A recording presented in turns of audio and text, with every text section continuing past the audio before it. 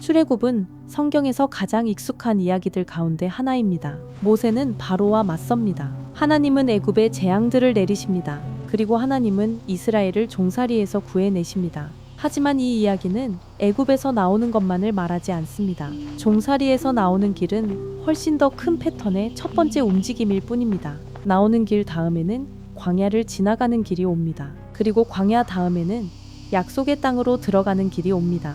이 움직임들은 함께 우리가 출애굽의 길이라고 부를 수 있는 것을 이룹니다. 그 패턴은 종살이에서 나오는 길로 시작됩니다. 바로는 이스라엘을 죽음의 먼지까지 짓눌러버리는 혹독한 주인입니다. 그래서 하나님은 모세를 보내 바로와 맞서게 하시고 백성을 보내라고 요구하게 하십니다. 이스라엘이 마침내 떠났을 때 그들은 불가능해 보이는 장벽 앞에 도착합니다. 거센 물이 그들 앞을 가로막고 있습니다. 애굽의 군대들이 그들 뒤에 있습니다. 그리고 앞으로 나아갈 길은 없어 보입니다. 이야기가 끝난 것처럼 보입니다. 하지만 출애굽에서 종살이에서 나오는 길은 종종 죽음처럼 보이는 것을 통과합니다. 하나님은 물 가운데 길을 여십니다. 흙처럼 보였던 것이 생명으로 들어가는 문이 됩니다. 이스라엘은 속박에서 건짐을 받고 안전하게 반대편으로 옮겨집니다. 하지만 그들은 아직 집에 이른 것이 아닙니다. 물 건너편에는 광야가 있습니다.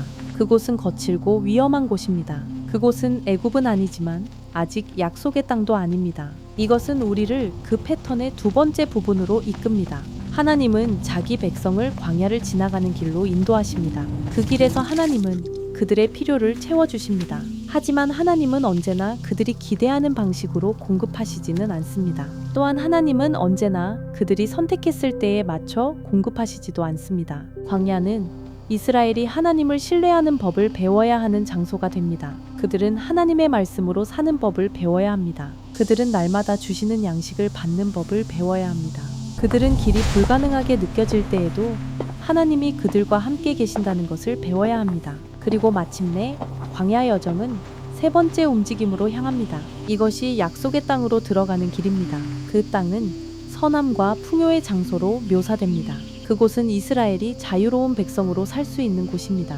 그곳은 그들이 하나님의 지혜로 빚어진 공동체가 될 수 있는 곳입니다.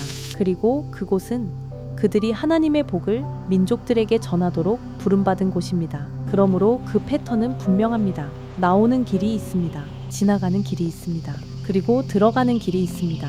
하지만 이 패턴은 이스라엘이 그 땅에 들어갈 때 끝나지 않습니다. 그들이 도착하면 출애굽 패턴은 그들의 이야기 나머지 전체에 울려 퍼지기 시작합니다. 그것은 반복되는 선율처럼 되풀이해서 돌아옵니다. 이스라엘은 계속해서 폭력과 억압의 새로운 위협에 직면합니다. 바로처럼 행동하는 새로운 원수들이 일어납니다. 그들은 권력을 사용해 사람들을 노예로 만들고 착취하고 파괴합니다.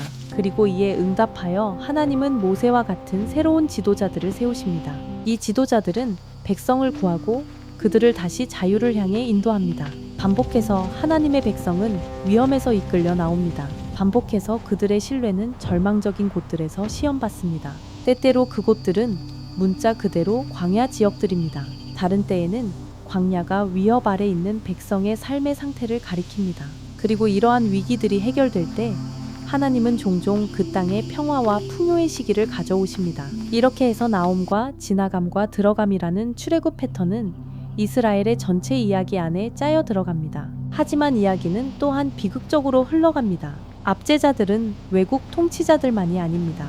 시간이 지나면서 이스라엘 자신의 왕들도 바로처럼 행동하기 시작합니다. 그들은 가난한 사람들을 착취합니다. 그들은 자기 백성에게 무거운 짐을 지웁니다. 그들은 하나님이 그들에게 주신 자유에서 나라를 벗어나게 만듭니다.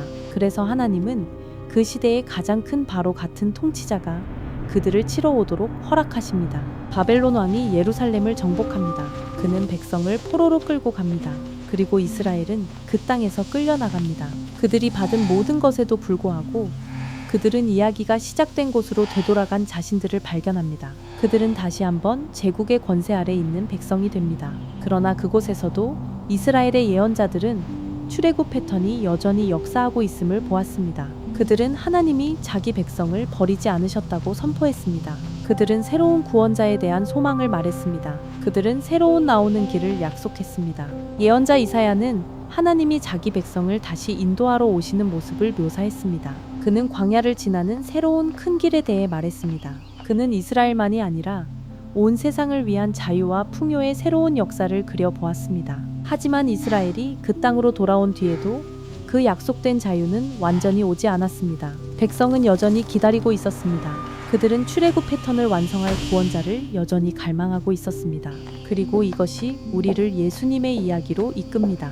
예수님을 따르던 많은 사람들은 그분이 자신들을 로마에서 해방해 주시기를 바랐습니다. 그들은 그분이 부패한 통치자들과 종교 지도자들에게 맞서시기를 바랐습니다. 그들은 또 다른 제국으로부터의 또 다른 구원을 기대했습니다. 하지만 예수님은 문제를 더 깊은 차원에서 보셨습니다. 나오는 길은 비뚤어진 정부들이나 압제적인 지도자들로부터의 해방만을 뜻하지 않았습니다. 인류는 더 어두운 바로에게 노예가 되어 있었습니다. 이 권세는 인간의 욕망을 사로잡았습니다. 그것은 세상을 타락시켰습니다. 그리고 그것은 모든 것을 죽음으로 이끌고 있었습니다. 예수님은 우리를 그 종살이에서 자유롭게 하시려고 오셨습니다. 하지만 그분은 놀라운 방식으로 그렇게 하셨습니다. 예수님은 죽음 그 자체의 혼돈스러운 물속으로 곧장 걸어 들어가셨습니다. 그분의 죽음과 부활을 통해 예수님은 생명으로 가는 길을 여셨습니다. 그분은 참된 자유를 원하는 누구에게나 길을 만들어 주셨습니다. 이것이 나오는 길입니다. 그래서 예수님의 첫 제자들은 자신들의 운동을 그 길이라고 불렀습니다. 그들은 세례를 통해 물을 지나가며 예수님께 대한 충성을 나타냈습니다. 그들은 죄와 죽음의 종살이에서 나와 그분을 따르고 있음을 선언하고 있었습니다. 하지만 출애굽 패턴에서 나오는 길 뒤에는 광야가 따릅니다. 그리고 바로 그곳이 지금 예수님의 제자들이 처한 자리입니다.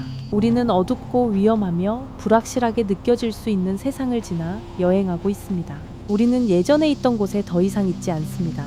하지만 우리는 아직 완전히 집에 이른 것도 아닙니다. 이 광야에서 예수님의 제자들은 하나님을 신뢰하는 법을 배웁니다. 그들은 하나님의 말씀에 귀 기울이는 법을 배웁니다. 그들은 하루하루 하나님의 공급하심을 받는 법을 배웁니다. 그리고 그들은 모든 시험 속에서도 하나님이 그들과 함께 계신다는 것을 신뢰합니다. 이 여정의 목표는 들어가는 길입니다. 하지만 이번에는 약속의 땅이 지도 위의 한 장소보다 더 큽니다. 그것은 새롭게 된 창조 세계입니다. 그것은 새롭게 된 세상입니다. 예수님은 그것을 우주적인 새 탄생으로 묘사하셨습니다. 그분은 하늘과 땅의 재결합에 대해 말씀하셨습니다. 그것은 모든 관계가 사랑과 기쁨과 평화 안에서 치유되는 미래입니다. 이것이 궁극적인 약속의 땅입니다. 그러므로 출애굽 이야기는 모세와 고대 이스라엘보다 훨씬 더 많은 것을 말합니다. 그것은 또한 우리 자신의 이야기의 패턴입니다. 예수님은 우리를 이끌어 나오시는 분입니다. 예수님은 우리를 이끌어 지나가게 하시는 분입니다. 그리고 예수님은 우리를 이끌어 들어가게 하시는 분입니다. 그분은 종살이에서 나오는 길입니다. 그분은 광야를 지나가는 길입니다. 그리고 그분은 하나님이 새롭게 하겠다고 약속하신 그 약속된 세상으로 들어가는 길입니다.